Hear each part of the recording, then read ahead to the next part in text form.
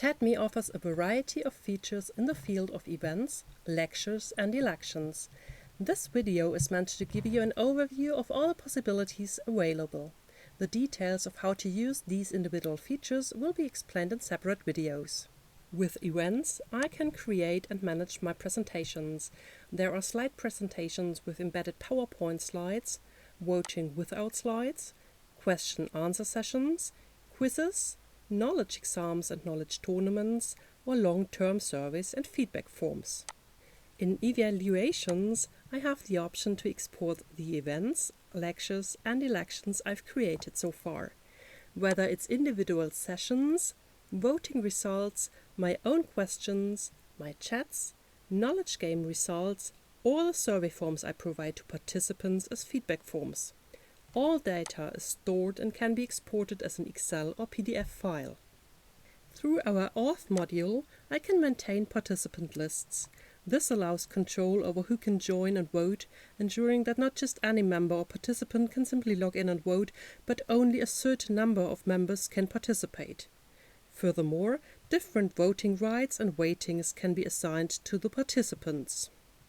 In addition, various project settings are possible, such as custom welcome messages, logos, names, or features for moderators. You can also set different colors, add CSS, or embed TEDME as an iframe. Let's have a look at a real voting.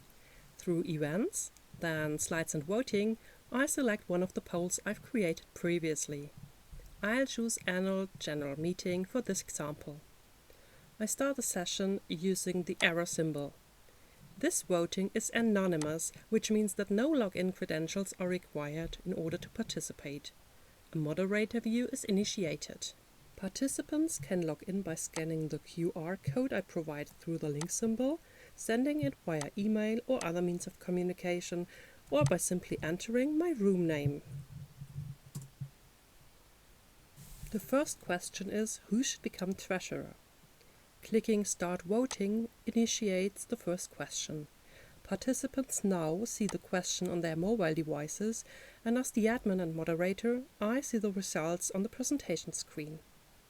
When I'm done with the question and everyone has voted, I click Stop, and the results are displayed on the participants' mobile devices.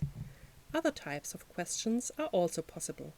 In this case, I have a free text question with a word cloud, allowing the participants to answer with text.